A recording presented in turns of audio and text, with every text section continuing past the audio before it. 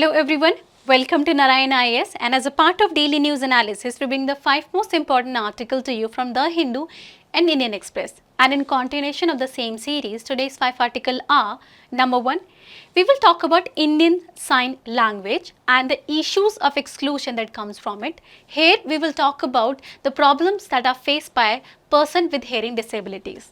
Second, we will move on to the safety regulation in India, especially in regard to fire safety regulation. Here we will talk about what are the policy and legal action that are available to citizen and what are the issues with regard to it. Third, we will talk about why an accused in India who is in jail can contest election but cannot vote. So this interesting aspect we will discuss in the article 3rd. In 4th, we will talk about various financial digitization schemes that are launched by the Reserve Bank of India. So we will discuss various aspects of it, and also we will talk about the government securities in little bit in this article. And lastly, we will talk about microcephaly, what it is, what are the causes behind it, and how it impacts the children. So now let's move on to the first article. So let's start with first article, that is which is based on Indian Sign Language. This is important from GS paper 2 prelims as well as mains perspective, because the schemes for vulnerable section can be asked in both type of examination. Now, in 2017, a question was asked that does the Right of Person with Disabilities Act ensures the effective mechanism for empowerment and inclusion of intended beneficiary in the society? Based on this, a similar question can be asked in a specific manner as well. Like instead of asking the entire class of disabilities, they can ask you a question on person with disabilities, and that's why be prepared for such questions, because UPSC can ask a question on that. Now, why are we talking about this? Because recently when Election Commission of India was giving multiple announcement election, it was seen that it was not very disabled friendly, especially to the people who are suffering from hearing loss. That means the subtitles or the sign language, the general announcement was not given in sign language. Now, as a result, the article is talking about it's not just one instance. In general, there is exclusion of people who are suffering from deaf and hard of hearing disabilities. They are excluded in multiple paradigms, be that education, healthcare or public communication overall. So it is this that we will discuss and understand in the particular article. Okay, now before that, but let's understand what are deaf and hard of hearing disabilities, or who are those people. Deaf and hard of hearing disabilities are made up of two terms. Number 1, deaf. Deaf are those who cannot hear, or those who have a very minimal level of hearing, not completely deaf, but have some minimal level of hearing. Second, hard of hearing are those who have mild hearing loss, but somehow it actually prevent normal participation in society. So it's not complete deafness, but yes, they have hard of hearing. That means their hearing is not completely fine. Together, they make a term that is deaf and hard of hearing citizenship. In terms of percentage, we actually make a complete one term. Now, what is current status of DHH in India? According to WHO, nearly 63 million people in India are suffering from DHH. And it's the same report also says that is a world report on hearing. It says that in India, almost 27,000 children are born with deafness every year. So 27,000 children are every year vulnerable to such kind of disabilities. Now, the data is very varying, because according to 2011 census, there are only 500 people, but according to National Association of Deaf, it's almost 18 million people. But let's go with the WHO data. Now, so let's move on to what is the current status of inclusion. That means what is current government doing right now to include that marginalized section of society into the mainstream society. Now, the first thing the government has come up with is a National Program for Prevention and Control of the Deafness, NPPCD, which comes under National Health Mission, which is actually 3 elements for the proper integration or prevention of deafness in India. Number 1, the first step is prevention. Now, in this, what they do is they focus on preventing avoidable hearing losses by early identification, diagnosis and treatment. So, if you're on early stage, you're able to identify that there is a onsetting of deafness, then you can act on a very early stage as well, and then can actually prevent it.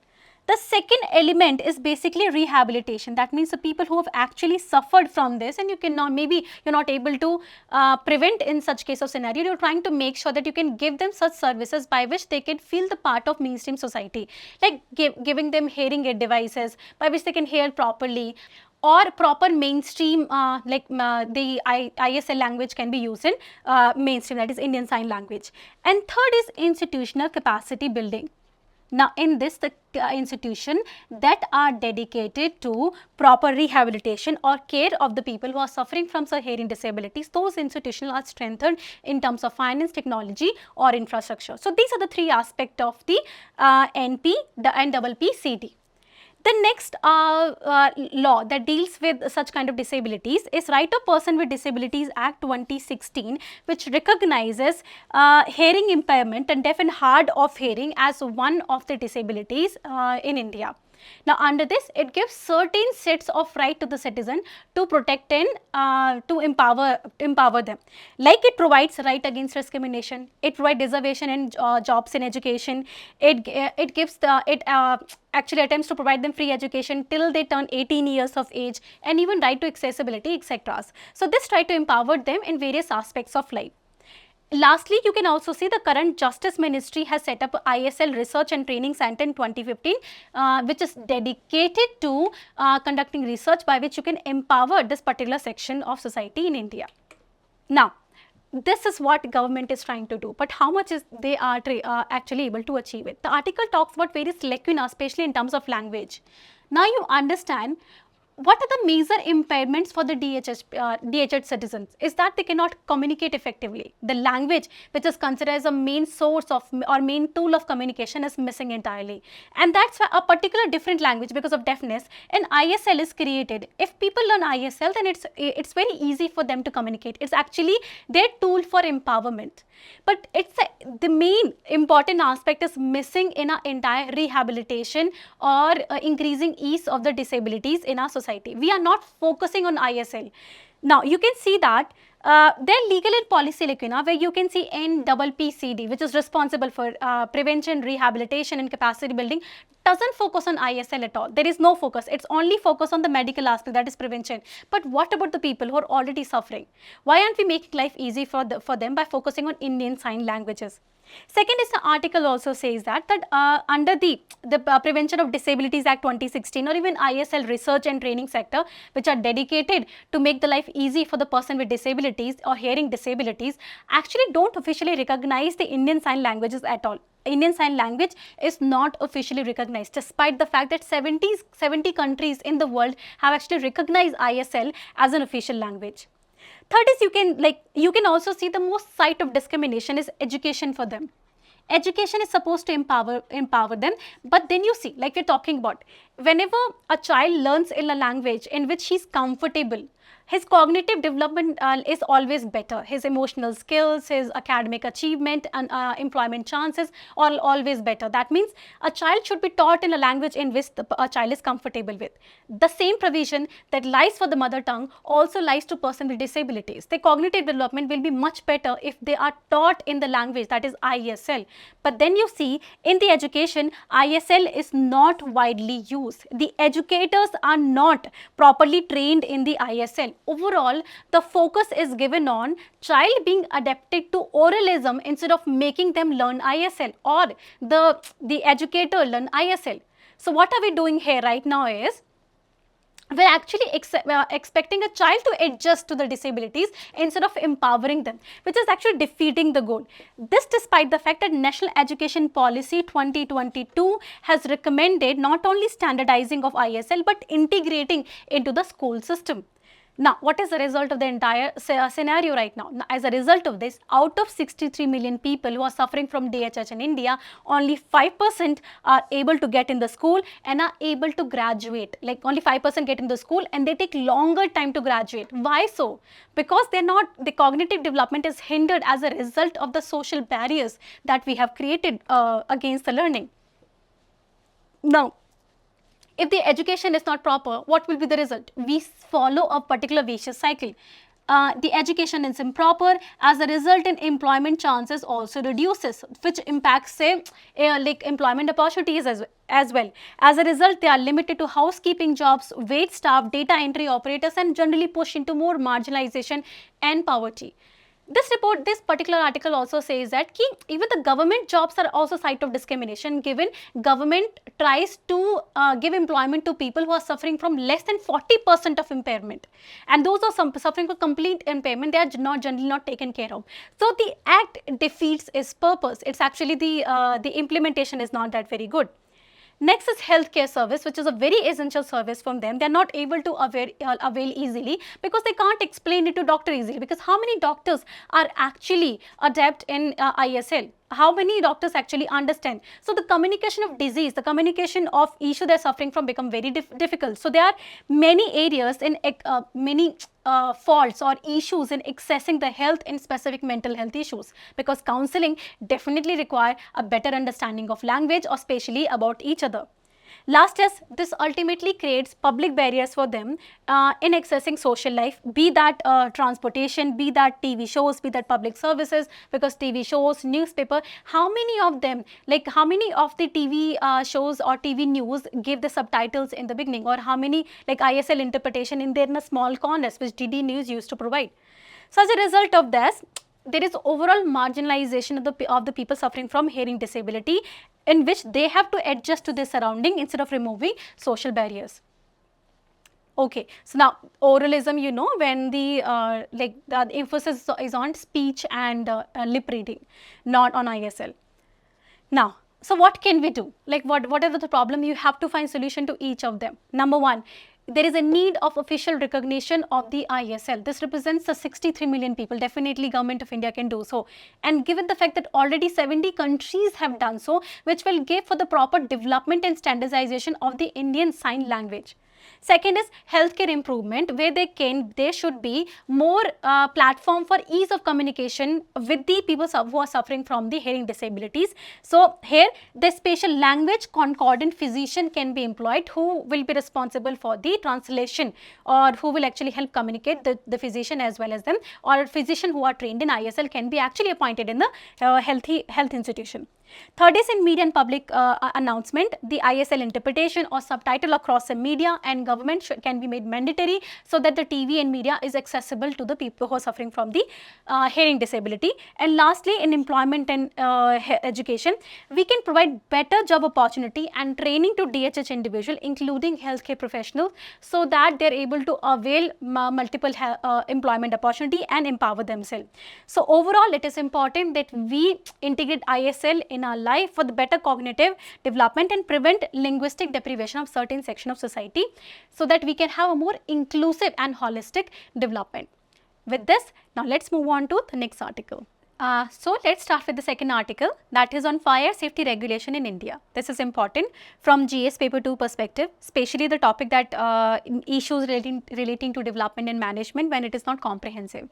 This can even come under GS paper 3 as well, especially in regard to man-made disasters, like what India should do in terms of disaster preparedness, mitigation practices, adaptation practices, and how India can actually avoid that, because it's definitely a man-made disaster. So we should act more on the pre-preparedness and risk assessment size. Like you can see the question that was asked in 2013, that how important are vulnerability and risk assessment for pre-disaster management.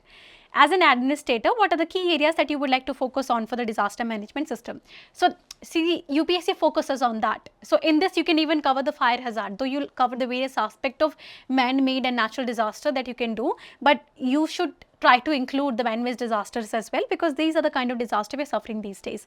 Now, moving on to why are we talking about fire hazard, because you must have seen recently in news several fire related hazard took place in India. One including that gaming zone in Rajkot, in which almost more than 30 people died. Other one was there was a fire in the newborn baby care center in New Delhi, which claimed the life of nearly 7 baby. So which was like not only the loss to a few people, but overall it reflects the kind of fire safety regulations and measures that we have in India, which are in sorry state of affair. Now, let's start with what are the fire safety standard that we have in India, because in order to understand where are the lacunas, but first we need to know what is the current status. What are the laws, policy measures that we have in order to make sure that fire does not occur, it doesn't impact that many number of people, and even if it does, we have enough rescue and relief measures. Beginning with that, constitutionally, the fire services fall under the 12th schedule of the Indian Constitution, and you know 12th schedule deal with the urban local body, in specific urban and village local bodies both. In specific it deals like in this article we are talking about article 243W of the Constitution, where the municipalities are responsible for this fire safety in India. Overall, you should know the implementation of fire safety provisions in India lies number 1 on state, along with that UTs at the same level, and the next level that is responsible for this are urban local bodies, or you can say that local self-government is responsible for the proper implementation of fire safety measures in India. Now, how do they do so? Now, the other that was the constitutional status. Now, implementation will be done through the legal provisions. Here, the legal provision which are available to the local bodies as well as the state is the chapter 11 of the module building bylaws. There is a module building bylaw which was made in 2016-3, which gave a framework for the fire protection and fire safety requirements. So, in order to protect a building from the fire maze, like if the hazards like fire happen in the building, as well as it also provides the measures that you can install in a building so that such kind of incident does not happen easily. So, the framework is given by this particular law, and here remember one thing, state government has the prime responsibility to implement this. So, this law is responsible for giving the framework and state government is responsible for implementing this. Now, under this, whenever a constructor or a landowner is trying to construct a building, they have to submit a plan, and the plan is approved by the chief fire officer. Remember that chief fire officer in a particular district is responsible for approval of the plan. So, generally if the fault happens or it is because of the faulty plan that something goes wrong, he should be held accountable, which is missing in India, that we will see later on. But in overall district, you will know the CFO is the one who is responsible for the approval of a development plan in any district. Now, other standards are National Building Code is also provide the fire safety measures in India, especially in part 4 of the NBC. It gives a fire safety norms. Now, this actually cover various aspects of building, like general building requirement while making a building, what are the provisions that you should fulfill in its structure and as construction provisions. So, while you're framing the entire structure, while you're giving entire construction, there are certain measures to be taken care of. Like per se, if there's a huge building that you're making on, it has a 4 or 5 floor or maybe 10th floor, you have to give a separate fire escape building. That means not only the lift or the normal building that you have inside the entire edifice. There is a one building that is given outside your edifice, which is generally on the backer side, so that in case of fire happen, you are not dependent on the lift or any other measure. You can simply just walk away from there. So, it is necessary that such kind of provisions are given. Fire alarms should be there. They can give early warning whenever there is a smoke in a building. Smoke detection services should be there. So, this NBC is responsible for giving such measures by which you can install such mechanism in order to prevent the fire in a particular building. Now, two things you will keep that in mind. It is a recommendatory document, that means it is not legally binding, and it is published by the Bureau of Indian Standards. So, Bureau of Indian Standards is responsible for publishing these standards, but at same point of a time, it is state who are responsible for enforcing that. It is a state who can give it a legal form. How? That is by making any laws on a fire safety measures, they can implement these measures into the particular law, and that can give it a legally binding provisions. So, in itself it is not, but state can make sure it happens, and that is why the state also have the power to make law for the fire safety measures. That is why I said the bodies that are responsible are number 1 state and UTs, and the next level it is urban local bodies or the local self-government, even at the village level, who are responsible for the fire safety measures in India. Now, you understand the constitutional provision, you understand the legal provision, you understand the regulations that we have, and you understand which body is responsible. Overall, even the judiciary has every once in a while responded to such measures and trying to give up at least a curative judgment to the citizen whenever such incidents has happened. Judiciary has exercised its punitive power for the conviction of violation, be that property owner, be that authority who is responsible, they were held accountable. And even recently, Gujarat High Court has asked the current government that what are the lacunas, why did not take care of it, and they actually highlighted the need of the stricter enforcement of the existing laws. So judiciary has also every once in a while intervened in it. Also, like I said, state government can also make a law on that. So these are example, like state government has come up with a comprehensive development and control regulation. This one is regulation, it's not an act, and this is responsible. In this law, the CFO is responsible for the approval of the development plan on a building. Same like the model law was there.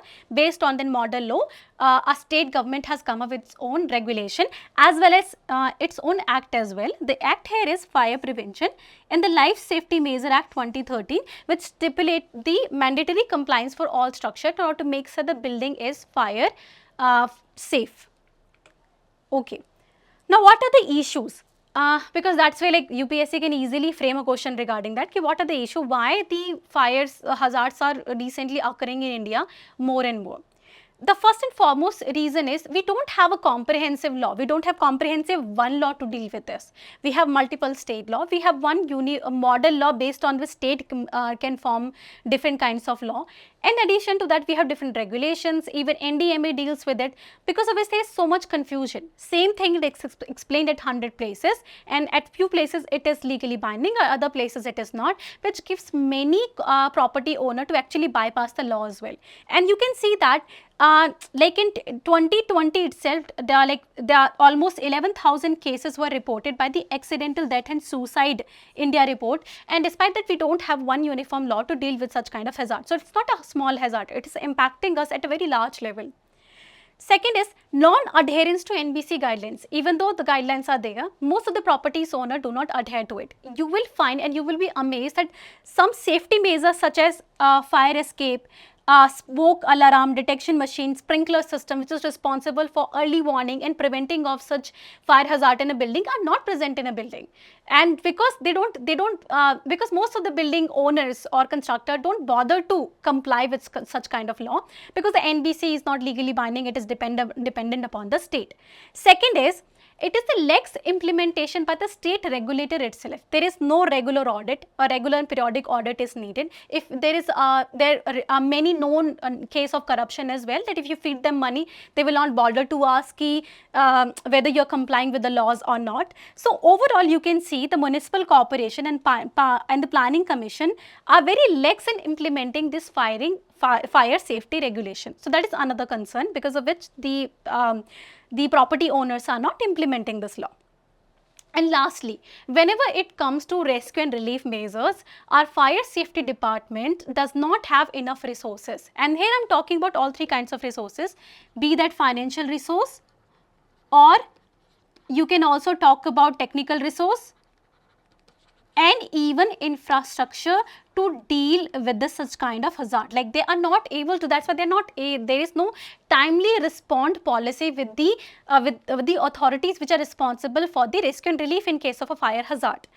And for example, you can see that in 2018 India had only 39% of required 8,500 or 8,600 fire stations. Nearly 8,559 fire stations are required, but only 39% are present. That means 40% of the required station number are given. In 60% of the cases, you are dependent on yourself. So that is a sorry state of affair here.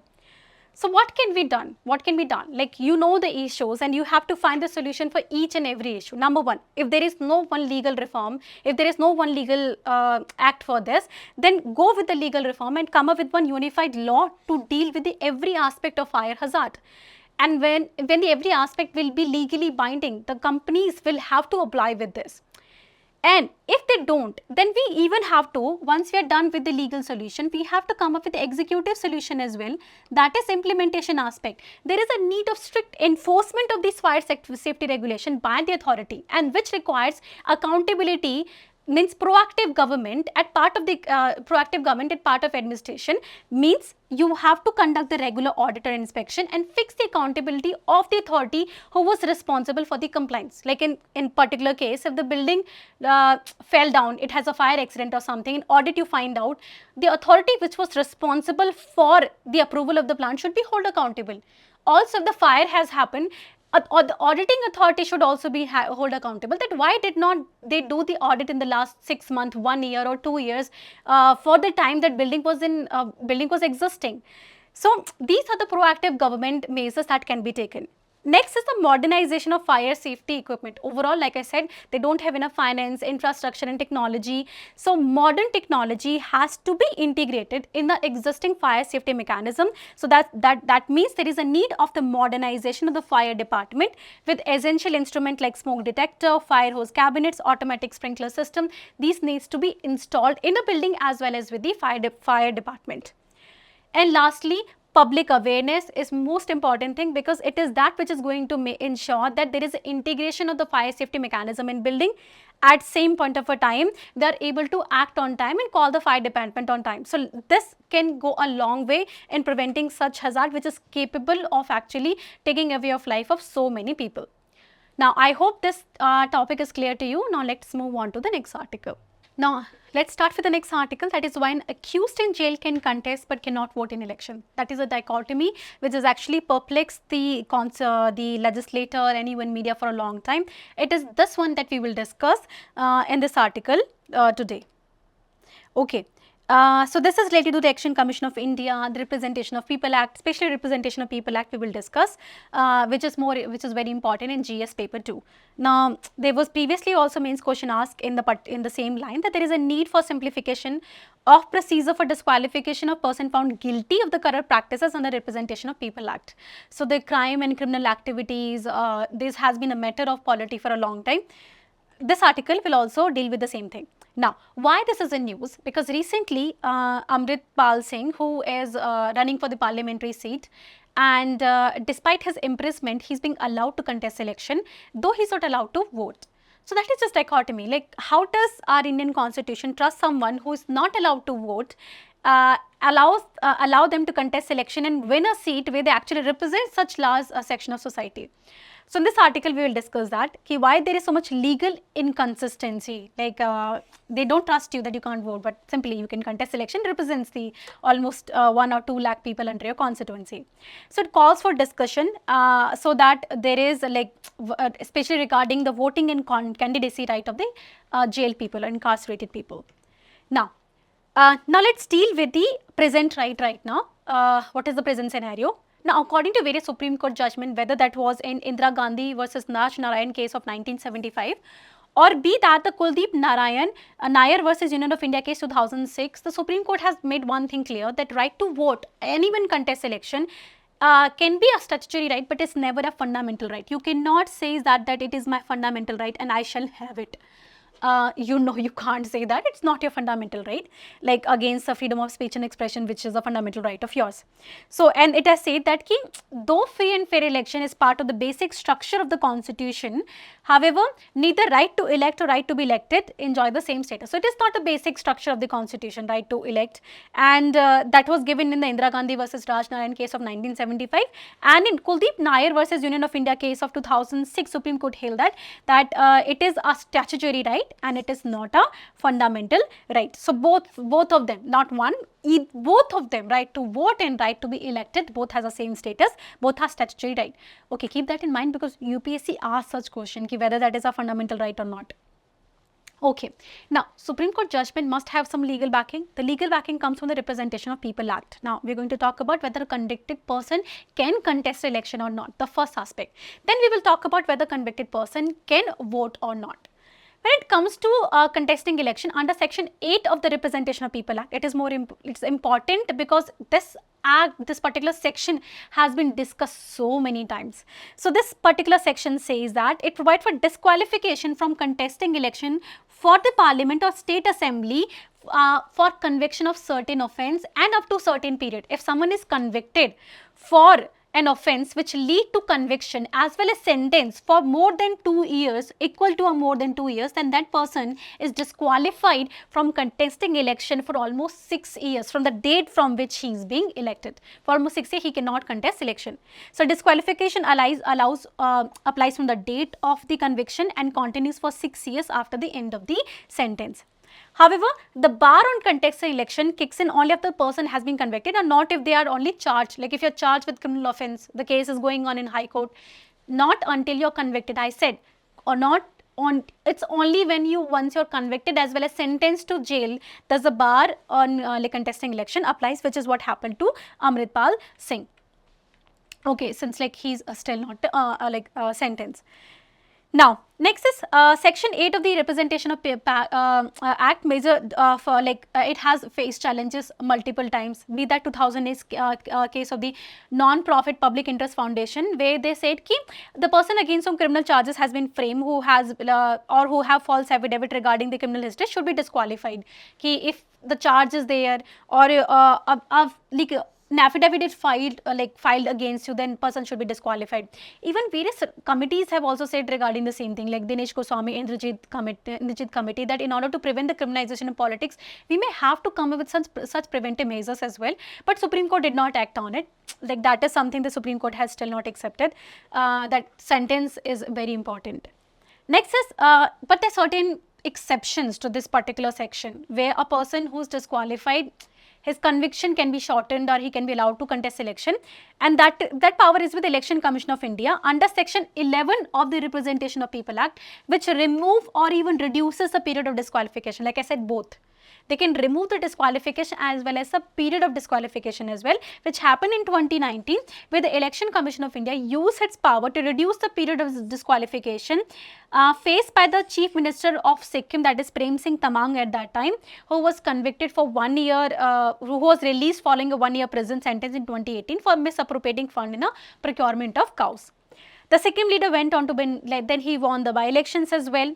So the first situation is the power that Election Commission of India has. The second situation is if a disqualified MP or MLA can contest election if they have stayed their conviction by appealing in the High Court. So they have appealed in the High Court and their conviction is stayed. In such a case, they can actually, they may not be disqualified. But this has been brought down in 2019. I think this was Lily Thomas case, where it says that disqualification which operate as a consequence of conviction cannot take on, they will remain in effect even if they have filed a appeal in the High Court. So this was very significant judgment. It was, I think after that the judge Jayalalitha was convicted and she was disqualified for a certain period to contest election, who was the previous Chief Minister of Tamil Nadu. Next is, now let's coming back to voting rights. We have done with the right, like a person can contest election or not. Now let's deal with the whether a person can vote or not. Now under subclause of the section 62 of the Representation of People Act, no person shall vote at any election if he is confined in a prison or in a lawful custody or in a transport to a place of imprisonment or transportation, or is a patient in a mental hospital, or is under any preventive detention. So even under your preventive detention, I'm not talking about here that you are being convicted or like sentenced. Even if you are suffering from preventive detention, your voting right can be taken away from you. And the decision has been relied upon by Supreme Court in 2013 and Delhi High Court in 2020. Like they had in several petitions asking Supreme Court to actually bring some parity and then modify this, but Supreme Court has actually simply just said no to this. Now with this, we are done with this article. You understood this dilemma. Now let's move on to the next article. Let's start with next article, that is RBI launches retail direct mobile app and other fintech repository. So in this article, we will discuss the various initiatives that are launched by recently by the RBI, which comes under issue related to Indian economy, GS paper 3. Especially it is important from the prelims perspective. Like in 2013 itself, UPSC has asked question, India deficit financing is used for raising resource for economic development, redemption of public debt, adjusting the balance of payment, or reducing the foreign debt. So just think about it, you'll be able to answer this question. Moving on to why we're talking about this, because recently RBI Governor has launched 3 major initiatives: Prava portal, a retail direct mobile app, and a fintech repository. So these 3 things we'll discuss in this video. Number 1, let's talk about what is Pravaha portal. Pravaha means flow, like nadi ka pravah, so flow, so ease of the flow. So the entire full form is, it is a platform for regulatory application, validation, authorization, and it is this what it attempts to achieve. So what is Prabha Portal? It's nothing, it's basically a like a web platform wherever whosoever, be that an individual or any other entity, want a regulatory approval, validation, authorization from the RBI, they can simply register themselves on this portal, and RBI can actually process entire application on that portal. So, and even there is a provision of the checking on the platform as well. You can check the status of your application too. So, that's basically Prava portal, where the entire process of approval, authorization, license from the RBI can be done on one particular app. Next is Retail Direct Mobile App.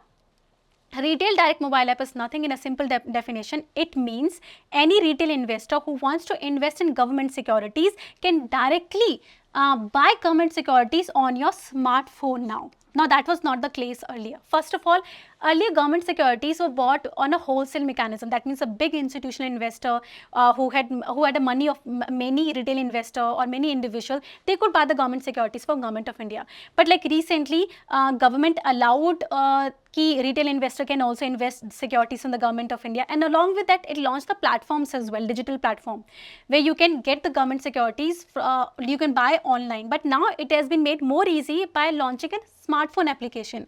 So you can have application on a smartphone and you can buy the government securities from your smartphone. The question is, what is government securities? Now I'll help you understand that. Government securities is nothing. It is a debt instrument that facilitates the taking and giving of the loan of the debt. Per se, this is person A and this is person B. He has excess of money and he has less of money. So this person can give the money to B, but why? Not out of altruism, but he can earn from it. Per se, he has given 1000 rupees to person B. Now, at the end of it, maybe at 1 year, he received 1100 rupees. So, he'll be more obliged, or he would like to give more and more money because he's earning more money on that. So, this process of debt is facilitated by a debt instrument. How? Now, when A give money to B, a debt instrument will say that B will give principal amount at certain interest rate or discounting in certain maturity period. That means they have to give money on that period. If not, they are liable. Their property might be seized, they will be taken to court, and a punishment will be there. So, debt instrument actually does what? They facilitate the entire process by giving the finality or giving the legal confidence to a particular the contract. Now, these debt instruments, generally called as bond or securities, are again classified into various categories based on who is releasing. Like if the government is releasing that means government is taking loan, then these are called as government securities. If private sector is doing that or corporate is doing that, those are called as corporate bond. Now, again, based on maturity period, they are further classified. So, but a general definition is that the government securities are those actually debt instrument which have maturity period more than 1 year in general. And then T-bill are also called are kind of securities or debt instrument that are released by the government only. T-bill are called as treasury bill, but the maturity period is always lesser than 1 year, and we have three categories like 91 days, 182 days and 364 days. So, you can see the time period is always lesser than 1 period. So, they are classified based on the maturity period. So, first classification is based on maturity period, time period. Again, another difference that exists in between the two is that in case of government securities, you earn periodic interest, also called as coupon. That means if you're giving 1000 rupees, every 1 year you will get 10% interest rate.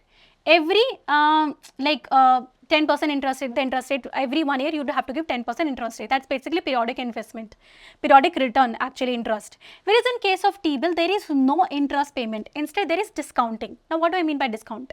Discount simply means if I am taking the loan of 800 rupees, I'm taking 800 rupees, this person is giving to me. But on the bill, I will say I will return you 8100 rupees. I will return you 8100 rupees. There is no periodic interest investment ki every 1 year, every 2 year, 90 days I will give you. No. By the end of the maturity period, I will give you 8100 rupees. So, 100 rupees is your return. So, I'm just simply stated that. That's basically called as discounting. That means this is a face value. and you get money, you take the loan from lesser than face value, and face value is the one that basically final investor earns. So that's what you understand, the maturity period and the kind of payment that you get. Generally, it's considered the G-Secs are more riskier, but they attain higher interest rate than T-bills because of the longer period and the higher risk that are associated with that. Okay, now last platform that is remaining that I have not discussed is fintech repository. What is its role? It's nothing, it's a platform where you can provide where actually government provide the comprehensive information regarding fintech. Fintech means financial sector when done through technology. Okay, so whatever fintech industry or they are there, the information will be given on this platform. This will help to serve two purposes. Number one, the regulation can become easy because of the transparency and easy access of information. Number two, if a suitable policy measure has to be like policy intervention is to be brought out, we can easily do so because of the available information. Now let's move on to last article, that is an alter protein and a fussy neuron conspire to cause a microcephaly. So in this article we will talk about what is microcephaly and what are the cause behind microcephaly, because it has been a matter of concern for the global population. So this comes under GS paper 3, science and technology, biotechnology and application, and even under like health sector of GS paper 2 we can talk about this. Previously also a question was asked something like that, whereas the question was what is Cas19 protein, that is often mentioned in the news, and it's a molecular seizure used to targeting gene editing, biosensor used in accurate detection of pathogen or gene that make plant pest resistance or herbicidal substance synthesized in a genetically modified crop. So just think about it. Once you understand biotechnology, you'll be able to understand this. Next, first understand what is microcephaly, so that we'll be able to understand what the cause and what is the what are the outcome of the current research.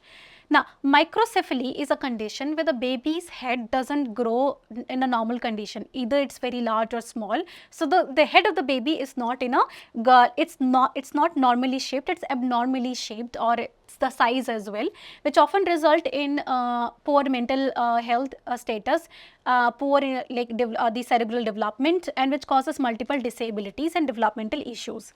So now researchers have identified that condition, like researchers are constantly trying to find out the reason. Earlier Zika virus was also considered as one of the reason which is leading to the growth of microcephaly in the children, and they said ki then envelope protein was also considered as reason. Now this research says that the condition roots back to normal cell division during early brain development involving a gene called SASS6, that during cell development when the embryos are developing, microcephaly develops during that time. And I think if you go back, you will realize that even only those children were suffering from microcephaly when the mother were pregnant with them, and then they suffer from Zika. That's when they actually suffer from microcephaly. And if after a delivery, generally child doesn't suffer from that condition. Now, what is the role of SASS gene that we are talking about? It says that this gene variant has been linked to microcephaly because the study says that generally if one copy of this gene is non-functional, then other copy can compensate for this. However, if the both copies are non-functional, the embryo does not survive. Now, this article in particular is saying that during cell division, there is one cell, now it divides into two. During cell division, mitosis or meiosis, whatever process happen, a centriole develop over that, and this centriole later leads to polarization, concentration of chromosome, duplication of chromosomes, and then taken into two divides, and then this particular divide, and each centriole later on develop the two separate nucleuses. Like that's why development, having a centriole is very important thing. Centriole is the one which is controlling the entire cell division, and it is at the at the end of the cell. Now, this current research says that the SASS gene is responsible for producing centriole, which are structure crucial for cell division and proper cell function. So, if this is not present, the proper cell division and cell function will not happen. Now, in case of absence of this particular gene, the cells were unable to produce normal centriole. As a result, these modified cells face difficulties in developing into neurons, that is nerve cells. Abnormal centrioles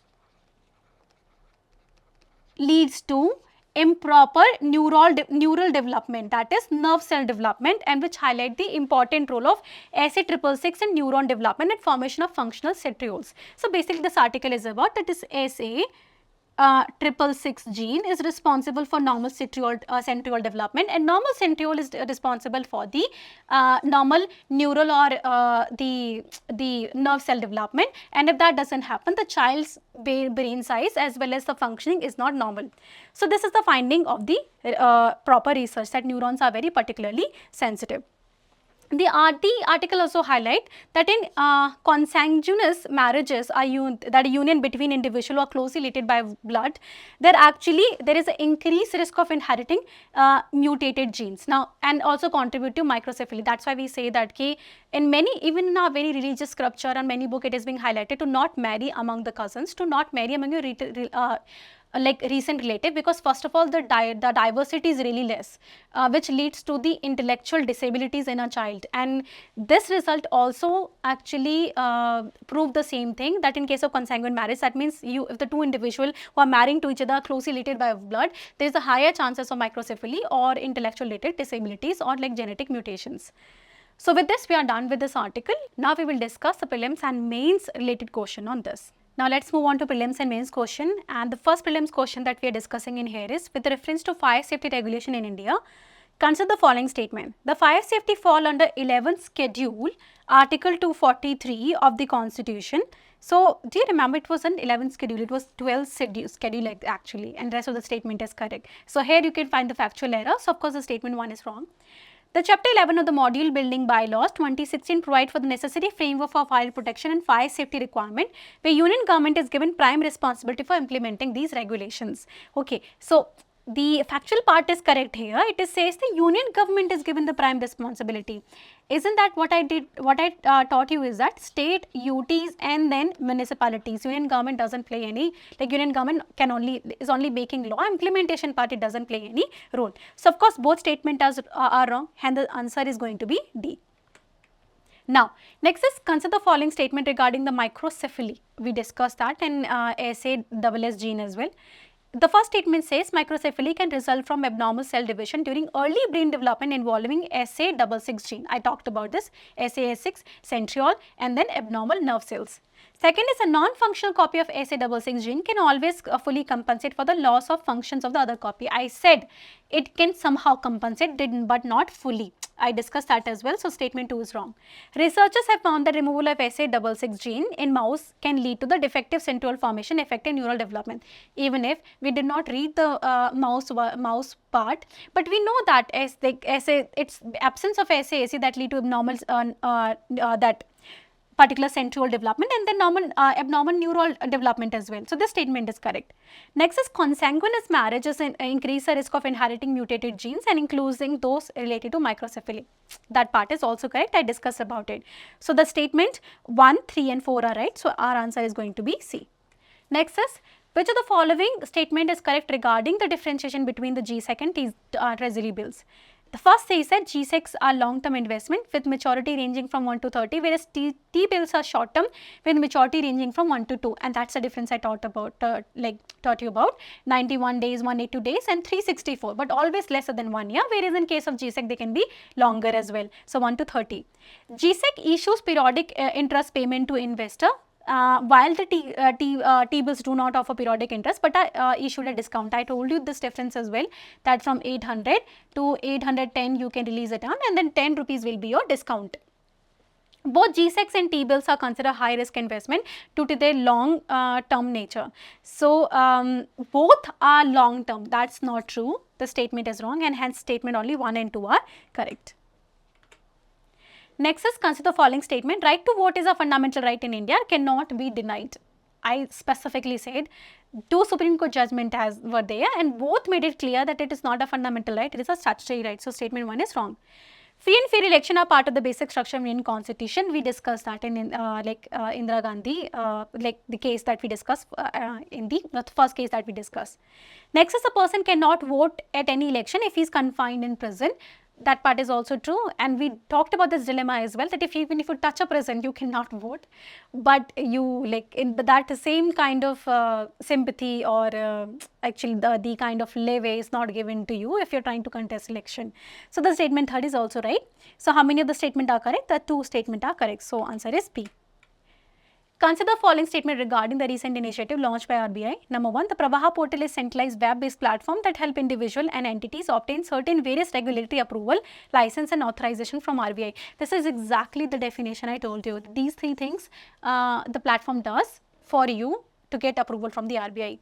Second is retail direct mobile app launched in 2021 enables retail investor to invest in G-Secs directly from their smartphones. So this is the second statement. And third is the fintech repository designed to provide financial aid to Indian fintech companies. Fintech repository was giving you information. It is not giving you financial aid. So definitely statement 3 is wrong. So how many statements are correct? Only 2 statements are correct. So that's going to be your answer. Now, let's move on to next question, that is, does the current provision for inclusion of deaf and hard of hearing citizen ensure effective mechanism for empowerment and inclusion of intended beneficiary in society? Discuss. So, it's a very specific question, but sometime UPSC asked that kind of question. You remember there was in 2016 a question was asked Coelho case, and there was nothing here and there. They just asked significance, and then a particular case you had to remember. Then many a time, like the kids are baffled ki UPSC became that specific. There was a question on cryography as well, and then the particular cryosphere, on the cryosphere, and then kids were like confused ki how to answer that. If it's specific, just go on to more general part, like they're talking about a particular, we are talking about like disabilities. So what can be disabilities over there? That's where we can actually fix a question. Like take it as a question, provision for inclusion of deaf and hard hearing disabilities, and then how it can lead to the empowerment. So that's where you will focus. So first what you will do is you will describe the deaf and hard of hearing. You know that here disability we are talking about. You can definitely understand what disability it is. So define it. Number 1, your introduction should involve the definition part. Okay, and then data regarding how many people in India are suffering from such disabilities. 63 million people according to WHO report. 27,000 children are born with this. Then in body part 1, you will talk about what are the current provision, because the question is about how is current provision leading to empowerment. So you have to mention those current provisions. So body part 1, you will talk about current provision. In 2, you will talk about how they are leading to empowerment, because each and everyone is giving certain rights. They are focusing on prevention, they are focusing on rehabilitation, prevention of disease, etc. So some part of empowerment is there. Then you will move on to where it is lagging behind, especially in terms of ISL, where it is the ISL is not integrated in our education system, health system, public affair access, social affair access, when we need to work upon, and ultimately in the conclusion you will give some suggestions. And then you will cover the question in a very holistic manner. With this, we are done with today's video. If you have any doubt, put your doubts in the comment section.